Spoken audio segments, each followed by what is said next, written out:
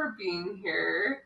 We have Bri West with us. She is one of the co-founders of Somerled Designs, and we can't wait to hear more about her business and the story of starting Somerled. So thanks so much for being here today, Bri.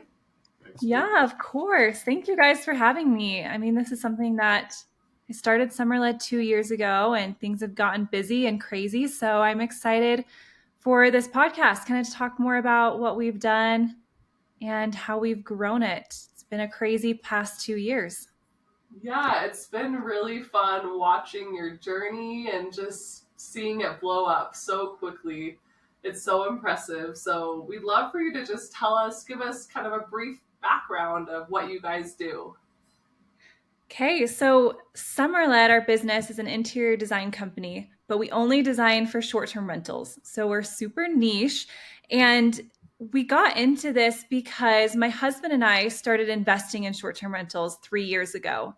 And we really just went all in on it. We had some long-term rentals that we sold. Well, we still have one because it's just amazing. It's in Provo, which is a great market for long term. But we sold the other ones and we had some capital and we went all in on investing in short term rentals.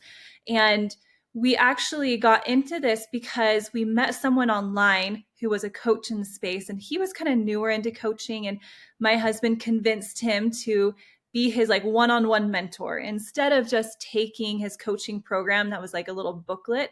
So this guy, Michael, and my husband became good buddies, and Michael was Logan's mentor. And it was about a year into it that Michael and Logan decided to start a coaching program. So now they coach one-on-one over Zoom, how to do what they were doing, how to invest in short-term rentals. And then it kind of snowballed from there. And quickly they realized, they need design. Design is so important for a short-term rental. Like that's why people book. If there's great design, it's a good experience. And so on my own properties, let me back up. I love design, but I don't come from a design background. I come from a marketing background. And that in itself has really helped me because in my marketing experience, I've been able to kind of disassociate what I like and come at it from a marketing perspective, not design for what I like, but design for an audience, really being able to look at the market. Why are people traveling here? What do they want out of a house and treat it like a business, like marketing. So that's kind of what I brought to the table. But then I don't have the expertise in design. So I brought on Jordan, who's a good friend from college who did go the design route and is so incredibly talented at what she does.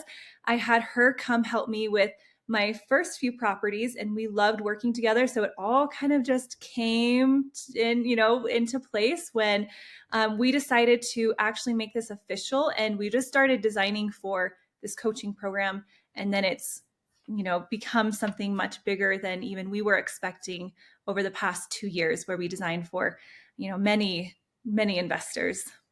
Wow, that's pretty amazing. That's a really great, awesome startup story right there. And I think something that you said that really I like personally is one of the most important things, and you know this, Bree, and Brooke knows this as well, and our audience will know this as well, is creating that team, making sure that that team has the specific skills that you're looking for so that your company goes in the right direction that you want it to go. And I love that connecting and networking with individuals that have those skills to create a really good company and foundation. So yeah, that's what I was gonna say. Like you said, bringing that marketing aspect, and then Jordan's interior design, your husband's coaching. Like it seems like it just all came together, and that was a huge part of the beginning success of your guys' journey. So I love that. yeah, I love that because like sometimes as a business owner, you're like, oh, I can do it all, but we don't know.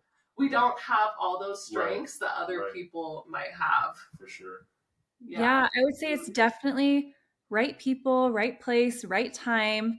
That's really what happened to us. And, looking back on it, I know now, I didn't know then how important your team is, especially if you're going to partner with somebody like I did with Jordan, that is like a huge decision. Sometimes it's even harder to break away from your business partner than even like a marriage. Like divorce is sometimes easier than like a business partner. Like you're locked in with this person. And I didn't understand that then, but I am like so grateful for how it turned out that Jordan and I, we mesh so well together. And I would advise anybody, I didn't do this, but I just got lucky that like we love working together, It worked our best out. friends, and like we have the same vision. It worked out. But if you are going to partner, I agree. Like don't feel like you have to do it all, but make like a good decision that like you are on, like you review goals, you review like even personality stuff that you're going to work well together. But when you find that right person, it can like just holding each other accountable can help you grow. Yeah. But then like the different skill sets coming together can really like expedite growth. Mm. Oh yeah. Yeah. Yeah, I love that.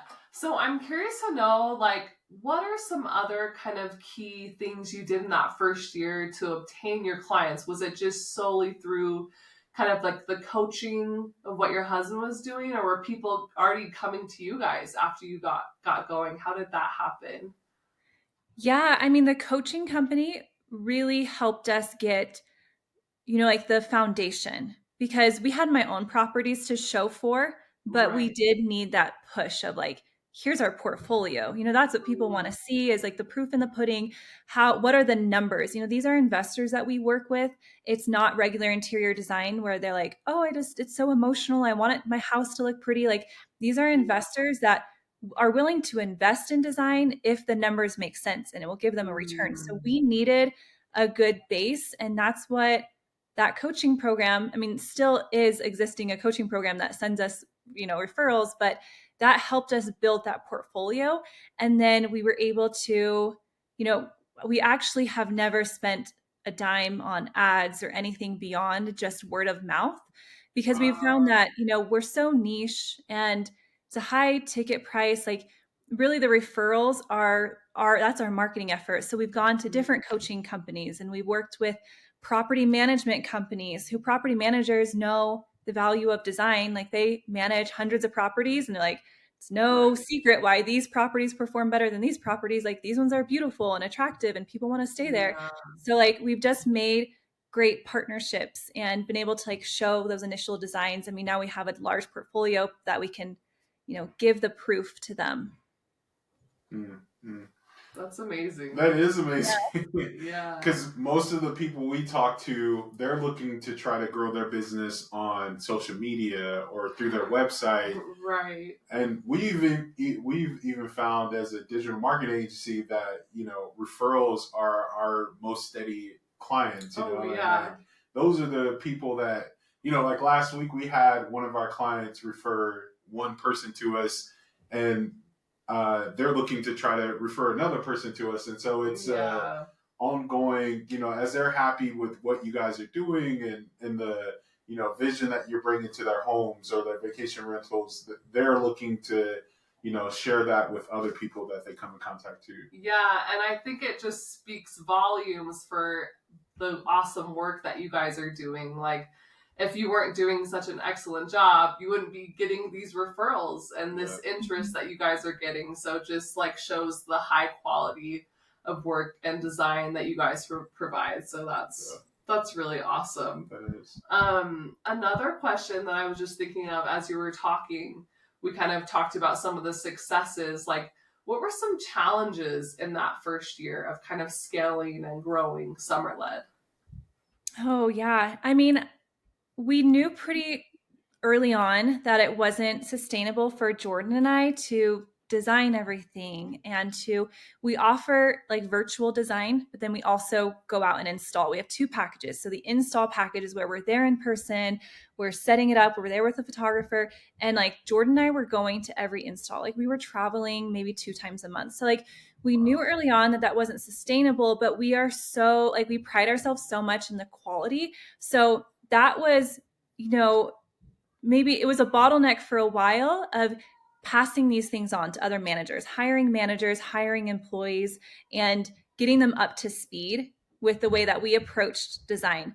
But I mean, really, it was like the teamwork. I built out like the market research side of things. She built out the design deliverable side of things. And then I also worked on like the install. So it was just a matter of getting like SOPs, like standard operating procedures, and getting it all written down so that it has like the Jordan and Bri standard, and then just hiring the right managers and then hiring the right people under them. Like we definitely made some mistakes, but I think it came down again to like luck in the beginning when we hired our first few managers, because we didn't know, like we almost were like, you sure you want to work for us? Like it was hard as a business owner to hire people and be like, are you sure? Like, I don't know. Now we hire and we know that like we are to the standard, we hold ourselves to the standard, but like we hire, like there were some great people initially on our team that also were there and for the growth. And then we've also had some bad cases of people that we hired and we learned from them, and they, weren't able to deliver the quality that we wanted and we couldn't get them to that point.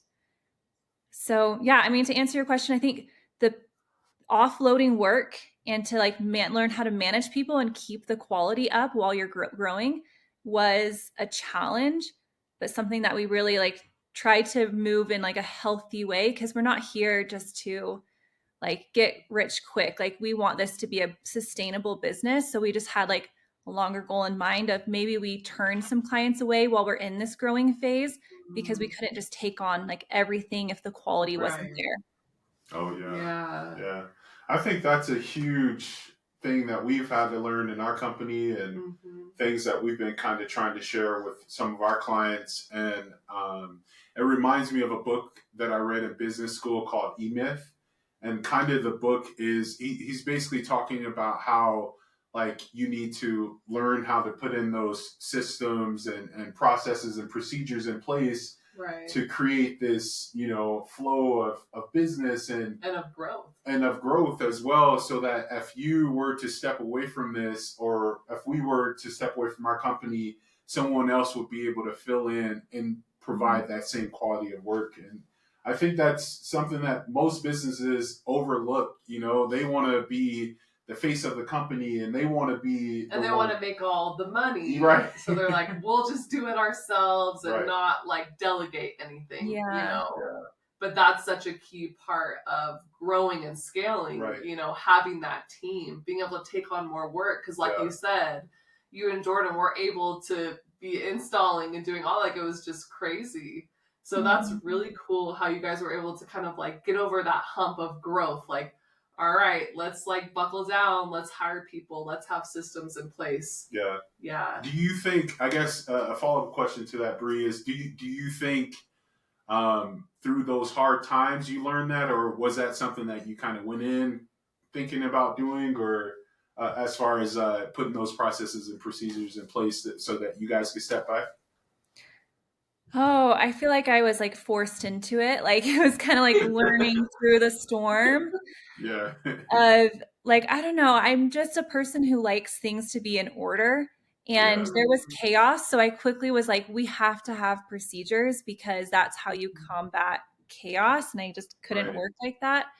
Right. And it's really like, yeah, it's tempting to be in the flow of just like whatever, like, whatever's going to make me more money right now, instead of like setting yourself up for success in the future. And it just depends on your goals. Like, I'm a mom of two and want to grow our family.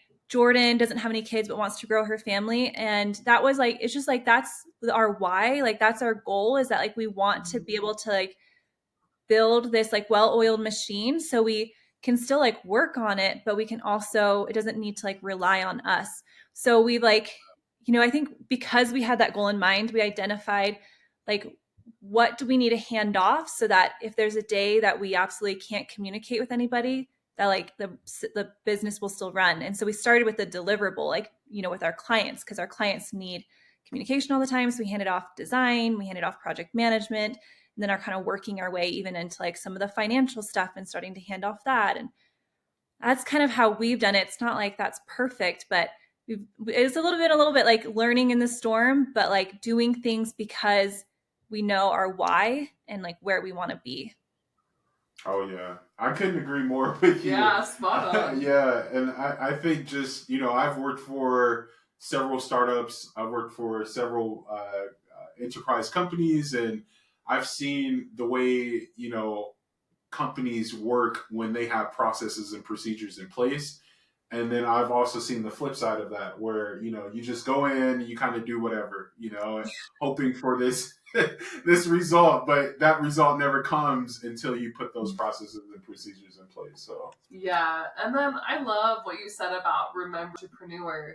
That's why you do what you do, because you want to provide for your family. You want to be a mother. You want to eventually pass off some of your responsibilities so you can live your life and do Mm-hmm. what you want to do. So that's really cool because I think a lot of people look at entrepreneurship like, oh, that's so much work, which it 100% is.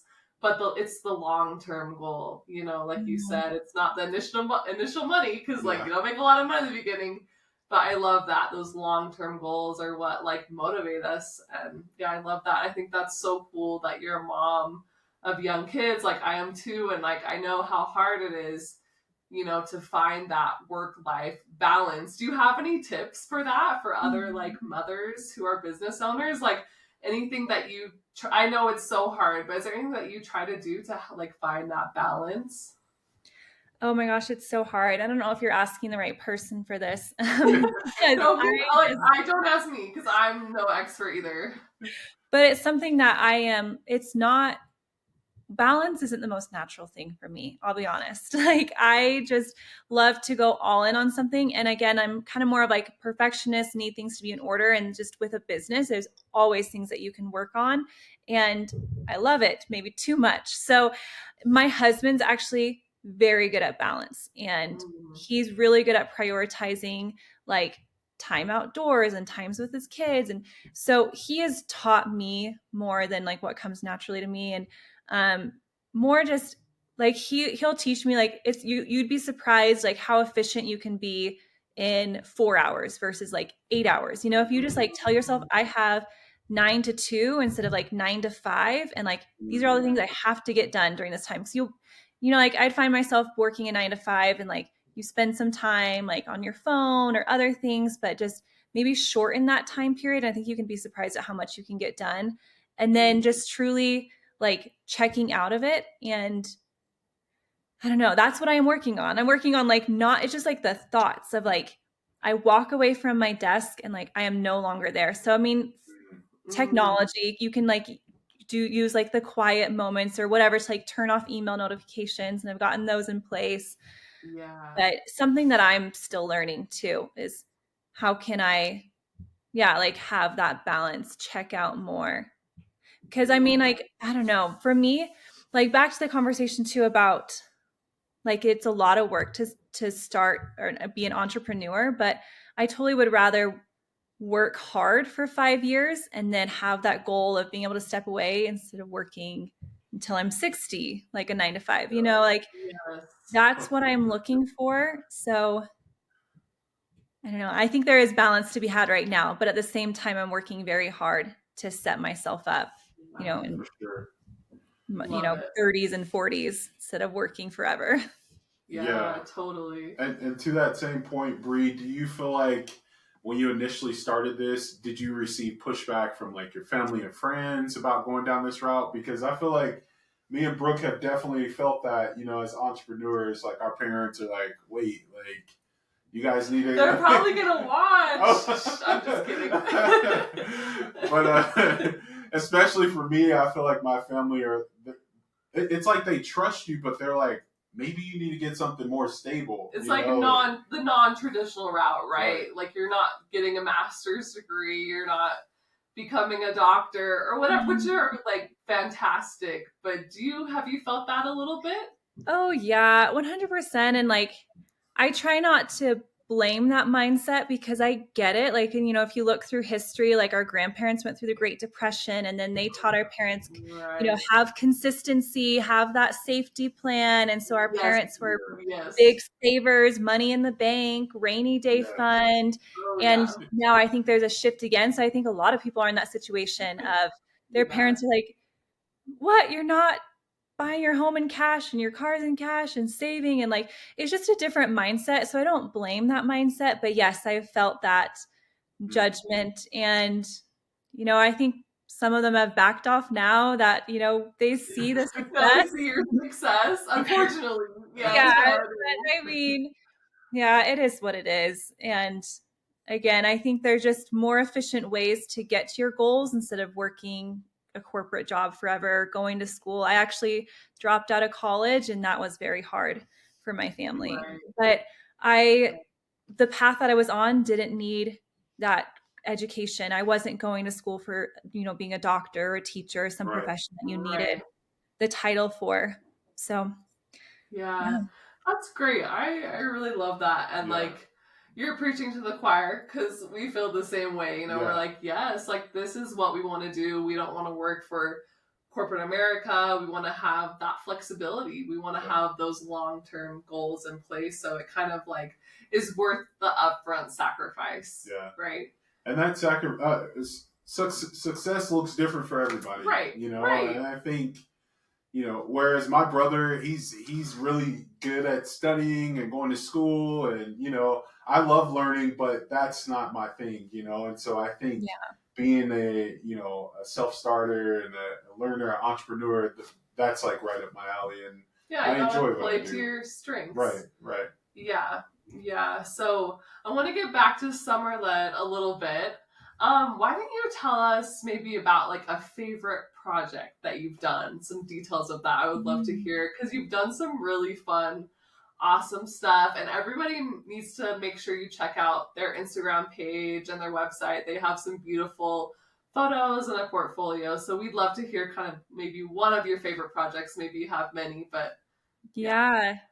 Oh, I love that question. I feel like we've had a few like pinch me moments and almost like, why do we deserve this? This is crazy. We're year one. But one project that comes to mind was actually with Lala Anthony, who she was married to Carmelo, and now she's gone on and has a great acting career and does radio. But Lala Anthony, she was connected to us. She actually reached out to like Michael because she's good friends with the CEO of Airbnb. I can't tell you how they're connected, but they're good buddies. Wow.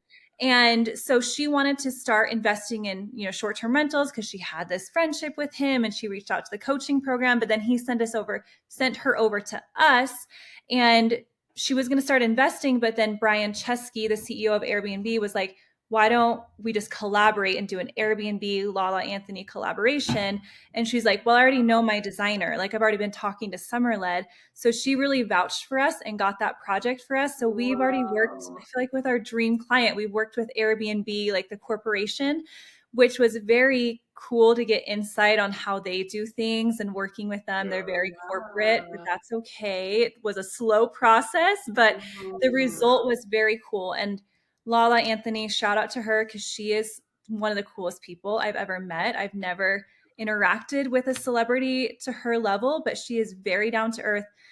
So that was like, I don't know how we can top that. We're trying to keep that Yeah. connection with Airbnb and hopefully do other Uh, projects with them. But that is, yeah, within 1 year, like total just felt that's like, why amazing. us? But we rolled with it and it was really fun. That's That's amazing. so That cool. is Yeah. cool. I think when I saw the post, I was really like, It's like, wow, like I can't whoa. believe that. Like that's Because like, you're a huge basketball yeah, fan and Carmelo fan, Yeah, obviously. Carmelo's the best, like yeah, just goat. So I That know. for is sure. so cool. Like, sounds like a dream and, like, sounds like it just was a great connection and experience. So, I love to hear that. That kind of leads into another question that we had for you. Like, what are some long-term goals for Summerlet? Like, what are we going to see here in the next few years with you guys?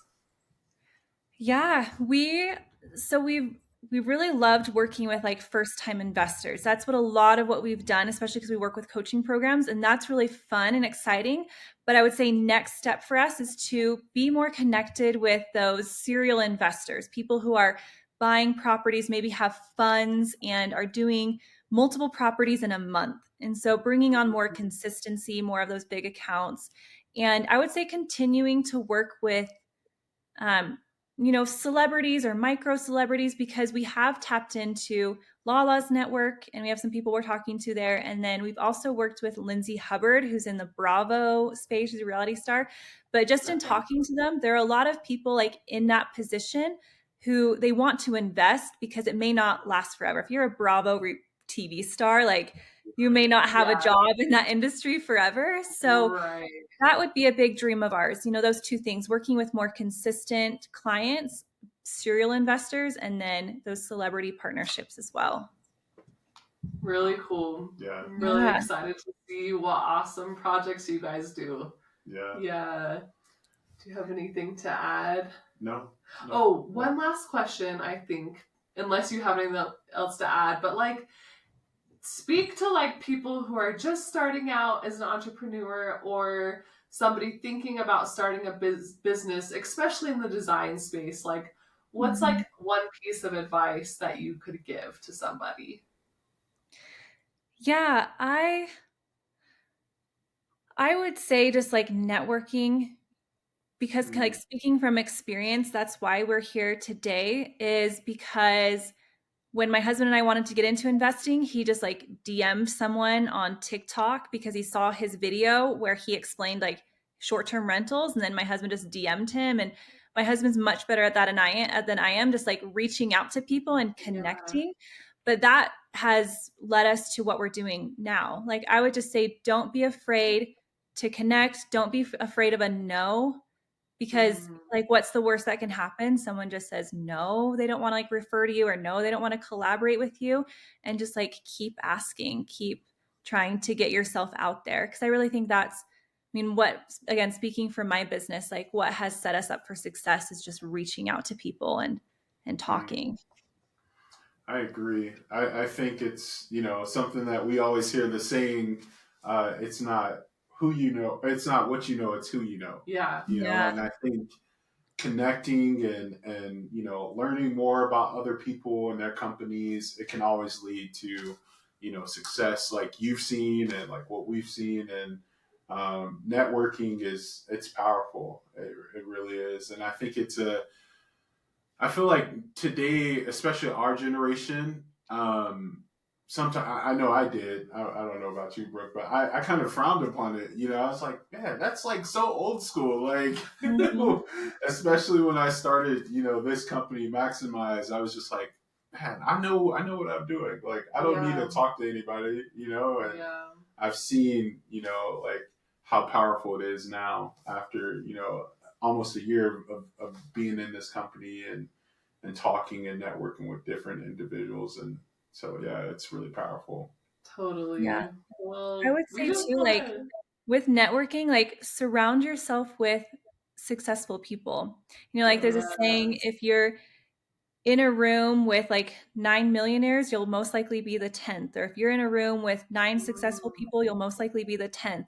But if you're in a room mm. with, you know, people who aren't going anywhere, you're probably going to be the 10th. Like surround Yeah. yourself and get out to like conferences or events. And like just, I've realized that being in person with people and just talking to people, it's like you don't Mm. maybe see that in your regular community, but like get yourself out there to those networking opportunities so that you can like see their success, learn from them, and like have like mentors too. Like if you find someone who could be a good mentor, just maybe ask them. And like that is Yeah. worth so much to have someone, get you over that learning curve, teach you why they're successful, how they became successful.